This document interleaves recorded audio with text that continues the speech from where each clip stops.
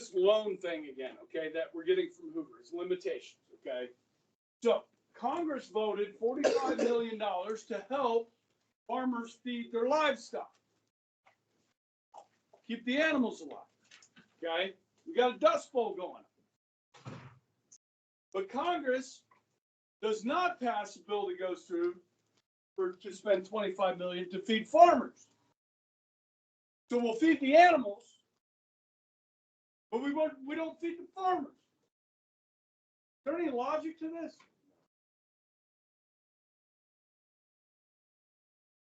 If you keep the animals alive, the farmers have something to eat. Yes, you do generally have to kill the animal. You just, and you can milk the animal. If you were to pretend like the animal's still alive, then you just got the food for the livestock. So then you just eat that food from the animal. What if you identify as a cow? Stop it. Okay. They do allow $20 million in what? Loans to farmers. Okay, to pay off their Buildings. Yep. Okay. Guys, this is a mess. Okay, here's another haboob over here. Okay. And then you can see like drifts of, dust, sand. It almost turns to like sand in some places. It's a rough time in this part of the country. Okay. Now, fortunately, we live on the eastern side of Kansas, and we get a little bit more rain than western Kansas. But I'm somebody that pays a lot of attention to the weather because I'm a baseball coach, and that affects my life. Weather greatly affects my life. So if I see it raining in the Texas Panhandle, the Oklahoma Panhandle, western Kansas, I'm grateful for that. We should all be grateful when we see rain out there. It's just like, it's good. It's good. So, all right. Now, we're going to change direction here for a little bit. Okay, so the rest of the notes that we have here are going to be foreign policy. We're going across the pond. All right.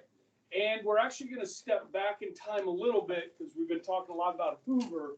We got to do some foreign policy with Coolidge. Okay, we did a little bit with Harding. Remember the 5-Power Treaty?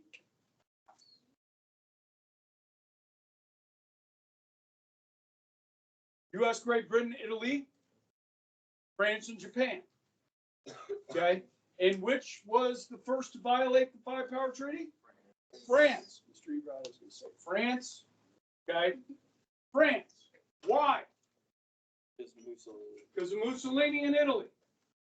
Okay, Italy didn't violate it, France did. Okay, so there are other ideas out here to prevent war from happening again. That's what the 5-Power Treaty was a disarmament treaty to prevent war from happening again. This one is going to get a lot of attention. And it's called the Kellogg-Briand Pact.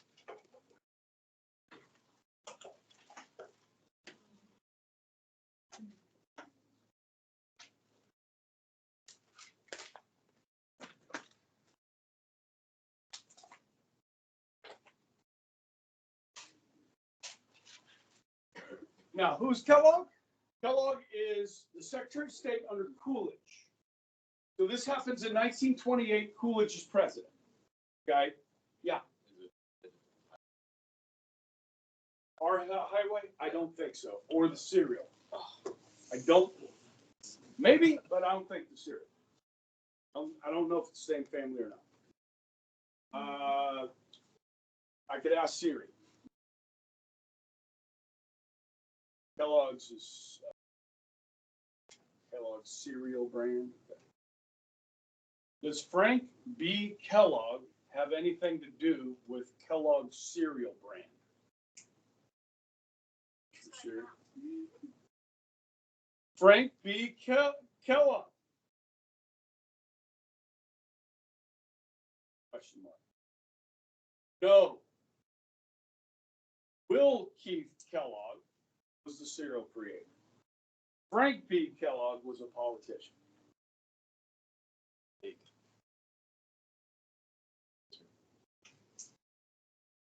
Frank Kellogg won the Nobel Peace Prize in 1929 for this.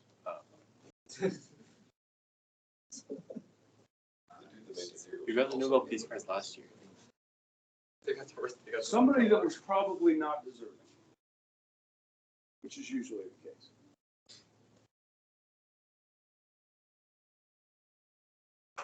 The French foreign minister is a guy named Aristide Briand. Okay. Now, this is Briand's idea. This is not Kellogg's idea. Okay. The Frenchman comes up with this idea that if we can get countries to sign on to a pact to renounce war as an instrument of their national policies, except in cases of defense, we can prevent war from happening again on this planet.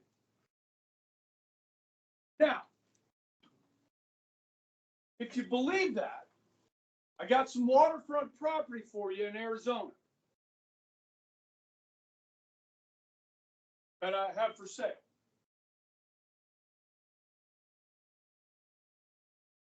For New Mexico.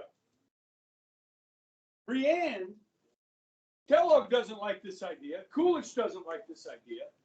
But there are members of Congress that do. So they're going to invite this Frenchman to address both houses of Congress. This address is played over the airwaves in the United States by this Frenchman. And the American people hear it.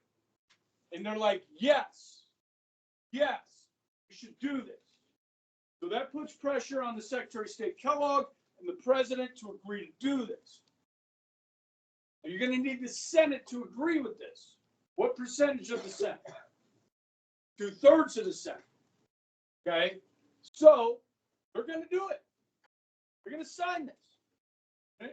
To renounce war as an instrument of our national policies with one another. Guys, why do we not remember this date, August 27, 1928, where the world came together, held hands, sang Kumbaya, and outlawed war on this planet? It's only going to take about 3 years. Guys, this is a piece of paper. That's all it is. Does this pact say if one of these nations violates this act, this pact, the rest of the 59 nations are going to war with it? Does it say that? It doesn't say that. Is there any backbone to this bill? No. It's going to give you a false sense of security. Oh, this is wonderful. We don't have to worry about war ever again. A false sense of security.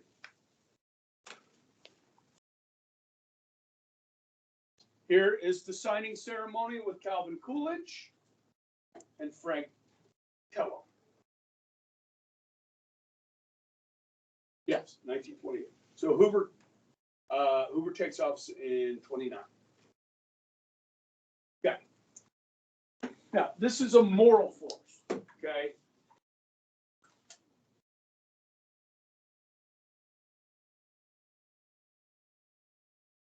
Now, guys, this is going to allow the United States to fall into an era. Big keyword here. Big keyword.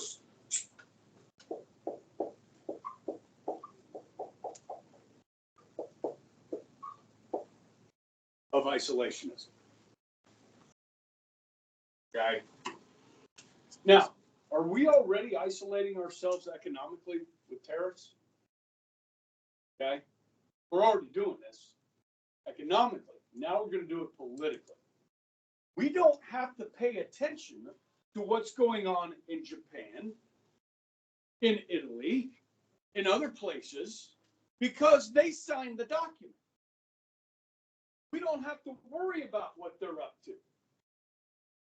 They signed the agreement. So you're trusting in these leaders. Now, you guys know what's around the corner from here. This is 1928. Just over a year later, stock market's going to crash. World is going to be spinning into a depression. When depressions happen, bad things can happen, besides the economy. Okay? This is symbolic. It will lead to a decade of isolation, which in the 20s, it's not that big of a deal that we're isolating ourselves.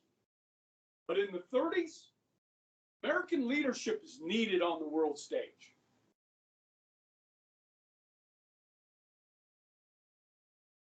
But guys, as you'll learn as we go through the 30s, this is really driven by the American people.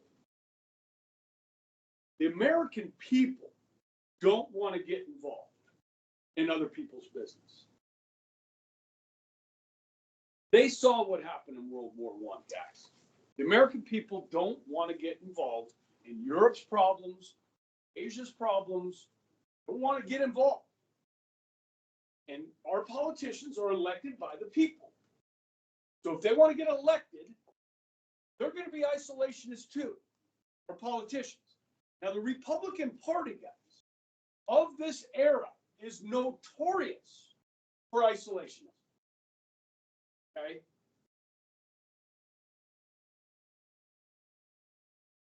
Now, this doesn't even make sense. You should scratch this. Yeah, we would, no, this makes sense. I fixed it. We would not lead economically or politically, okay? Because of the tariffs. There's war debts from World War I, people are still trying to pay off, and so forth, okay? Historians look back at this and describe this as naive, childish, okay, to think that this is going to work. And if there's anything we learned in the 20th century, guys, is you can't trust dictators, especially communist dictators. You can't trust them when they say something, okay? Now, just popped in my head, segue to tonight. Tonight at 6 o'clock on X, Twitter, a 2-hour interview with Vladimir Putin is going to drop on Twitter. No Western media outlet has interviewed Vladimir Putin since the war in Ukraine started. So the only thing we've heard from our media doesn't come from Russia. It only comes from Ukraine. Okay? Who is the person that interviewed Vladimir Putin this last week? Who? Tucker Carlson, who used to have the #1 rated cable TV show in America 2 years ago. 3 million people a night would turn into Fox News and watch Tucker Carlson on Fox. They fired him. The person that brought in the most viewers to their show, they fired. So he started his own show on X in his website. This interview will be viewed hundreds of millions of times, which is more than 3 million people on Fox News, on X, worldwide. Now, Tucker Carlson is getting ripped by other media outlets in this country for interviewing Vladimir Putin. Okay? Now, I don't know what this is going to say. What's going to be said in this interview? I have no idea. Is it just going to be Russian propaganda?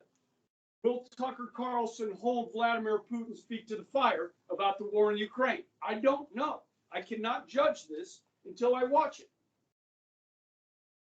Okay? But this is a historic interview. Dropping tonight, 6 p.m. Central, I believe. Okay?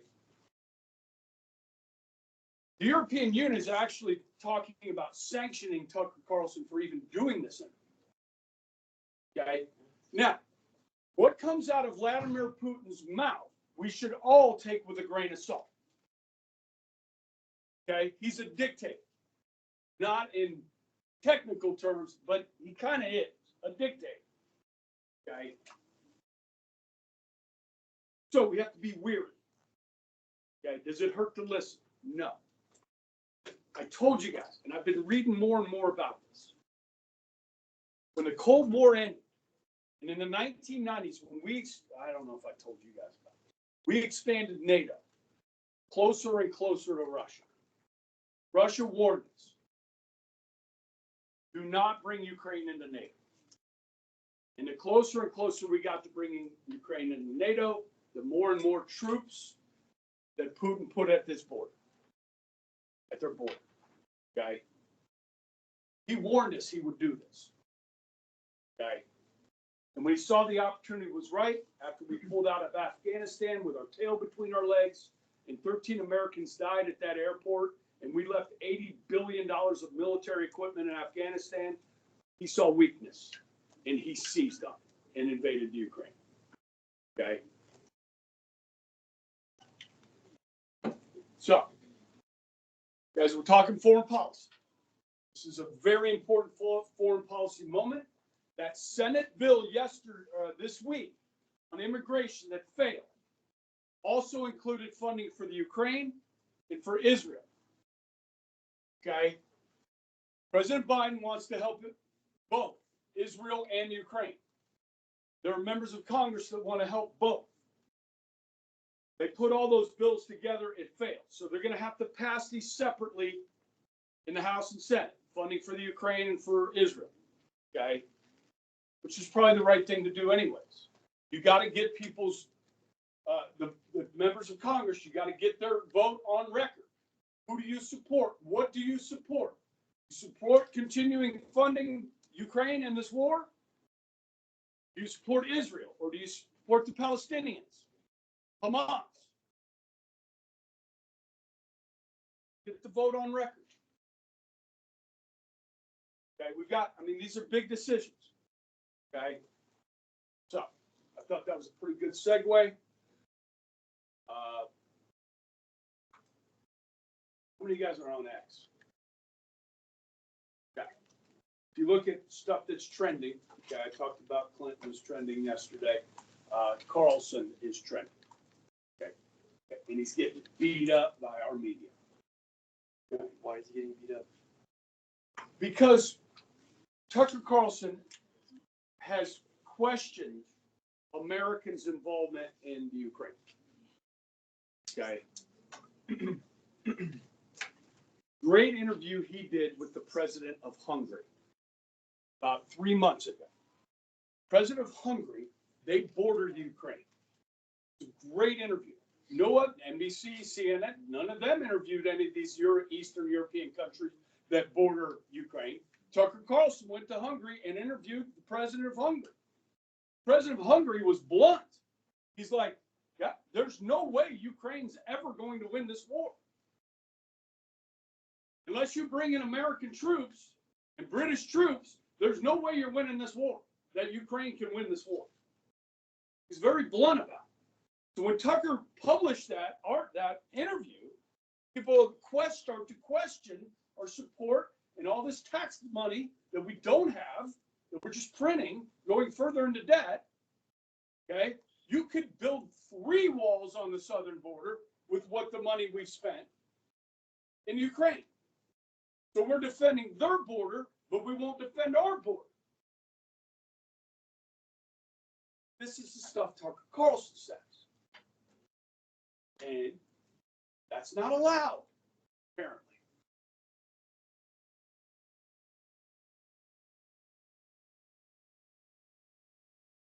Sorry.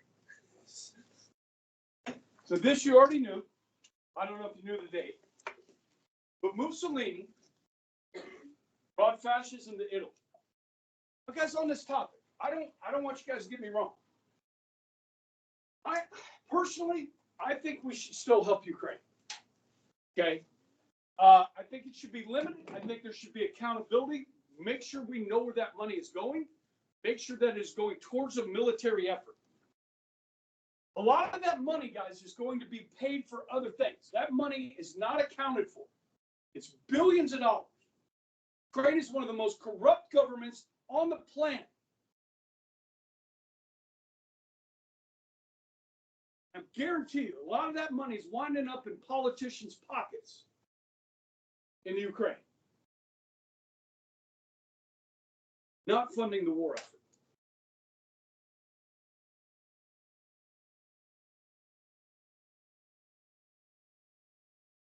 So Mussolini brings fascism, okay, to Italy in 1922.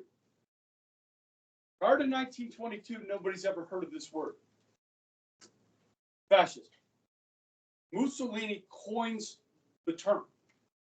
He is the first fascist. Okay? Now, fascism is not a dirty word in 1922. It's not a dirty word in 1930. Fascism is not a dirty word in 1935. It starts to become a dirty word by 1936. You with me? And today, people love to use that term, calling people fascists. Okay? But they don't understand the term. Okay? What fascism is. We will. Okay? Not today. We will. All right? So the Kellogg re-impact, and I would say, would have little or no positive effect. It's going to have an effect, but not a positive.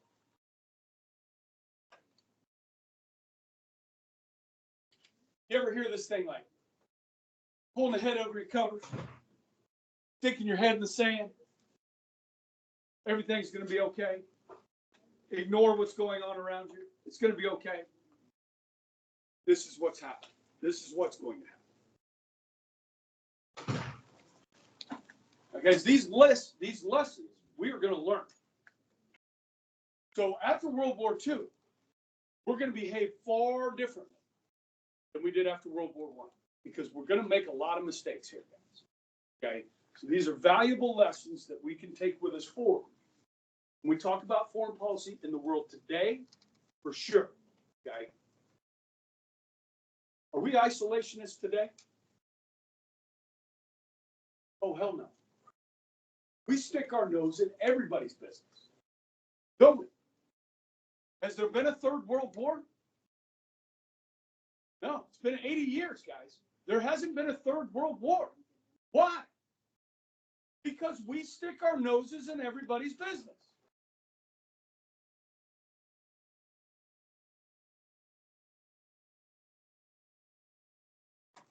Here, we did.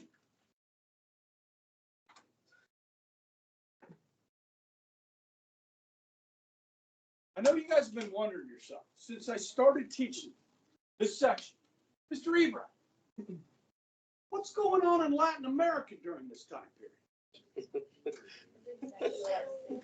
I know, it's like, you left that out. No, I didn't. Right here. Okay, so we're going to talk about Coolidge in Latin America. We're going to talk about Hoover in Latin America. Okay? As we get closer and closer to World War II. Now, here we make some kind of good decisions. All right? Now, I say with Coolidge and Hoover. Okay. Before that, you know, American businesses, especially like oil companies, wealthy landowners, would invest in Central America, South America, Latin America. Okay, places like the Dominican Republic, places like Nicaragua, Mexico. Okay, and whenever those business interests were threatened, or governments might come to power that would threaten our interests, we would stick our noses in it. And our favorite way to stick our noses, what is it? Into it, was to send in the Marines.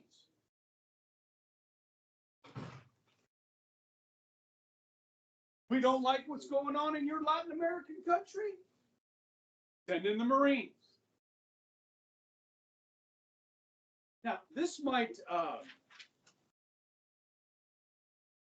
have the effect of people in Latin America looking at the United States as a bully in the neighborhood.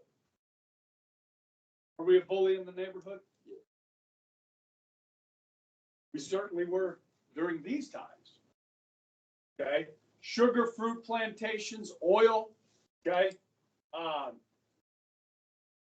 Propping up governments that were friendly to the United States. And we just use the CIA for that now. We didn't have CIA back then.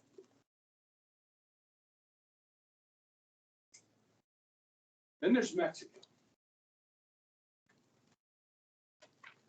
Guys, Mexico has a lot of oil. Did you know that? But, like Saudi Arabia, like Saudi Arabia, Mexico didn't know how to develop those oil resources. So, American oil companies went down to Mexico, bought the land, bought the mineral rights, and said, yeah, we'll help you get this oil out of the ground. And they made a lot of money. They found the oil. They drilled for the oil. They extracted the oil. And refined it. And in 1917, the Mexican government said, hey, thank you, American oil companies, Standard Oil, Texaco Oil. Thank you for doing this. We'll take over now. So they declared all oil deposits in Mexico belonged to the government, not to private American businesses. But they had invested millions to buy these oil deposits, and they protested. Now, they don't really enforce this till 1925. This is called expropriation, when government takes private property. Now, when they enforced this in 1925,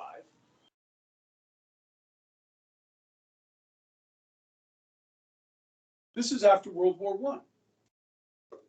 Do we want to send in the Marines to Mexico? No, because we are what? We are what? Isolationists. We're not going to send in the Marines, okay, to Mexico. So what are we going to do? We're going to boycott Mexican oil and Mexican products for the next few years, as will the British, because British Petroleum, BP, had gone down there as well. Okay, and they had their property taken by the Mexican government. Okay. I'm not very good at Spanish, but I'm going to give it my best shot here. Okay, with this little write-up here. The expropriación petrolera, oil expropriation, is one of the fiestas patrias. How am I doing? Of Mexico, when Mexicans celebrate that the President of Mexico, General Lázaro Cárdenas, declared oil reserves in Mexico's soil belong to the nation, following the principle of Article 27 of the Constitution of Mexico. This measure caused an international boycott of Mexican products in the following years, especially by the United States, Great Britain, and the Netherlands. Okay. Now, Venezuela did this about 15 years ago. Nationalized all the oil. When they did this, Venezuela was the wealthiest Latin American country. Now, they're among the poorest. They went socialism. Venezuela is a freaking mess. The average weight in 2018 of the average Venezuelan dropped 18 pounds in a year. Not because they went on a national exercise program. There was a shortage of food. There was a shortage of toilet paper. We've been there, done that. Right? Only the wealthy could afford toilet paper. Okay. Venezuelan is a model study in socialism. Okay. In our own hemisphere. Do a little research. All right. 30 or 35 today? 35. Okay. Hoover and Latin. Okay, here's the deal, guys. We're going to finish the notes tomorrow.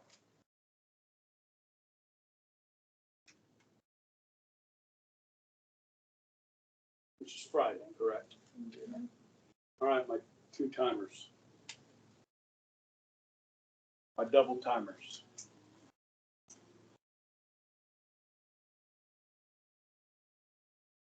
When's the government test scheduled? Tuesday and Wednesday. Huh?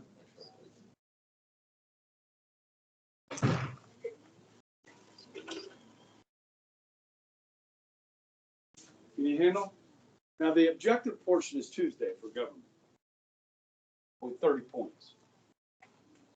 Vocab, study this weekend, or prep. Okay, we'll have review days on Monday in both classes.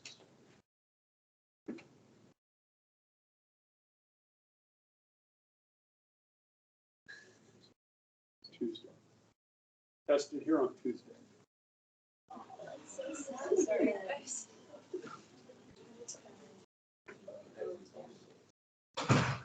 You can do it. You got all weekend. Okay. Yeah. What do you mean? It's Super Bowl weekend. There's a Super Bowl. Cancel the test. Guys, we haven't taken a test in here. We're like 6 weeks into school. But there's all of this. And I can't do it on Wednesday because they got the essay. How? How should we? Thursday. No, I can't. I gotta go. I got parent-teacher conference coming up next week. Friday. I got them coming up. I gotta have some grades, guys. How do you study for this? Just like go over all the notes? Yeah. Now the review sheet's pretty good. Oh, we have a review sheet. Okay. Yeah, there's review sheet on Canvas right now. Okay. All right. You don't have to write an essay, right, please? What's that? You don't have to write an essay Just stare directly on at this. it. There's some long answers. I've told you. How long? Bank failures, causes of the Great Depression, war debts. Right?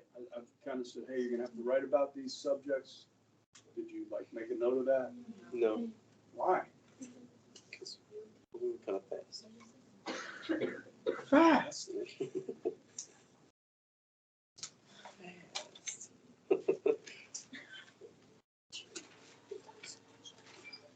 Is it on their review sheet? Which ones we're gonna? Yeah, there's some strong suggestions. Okay.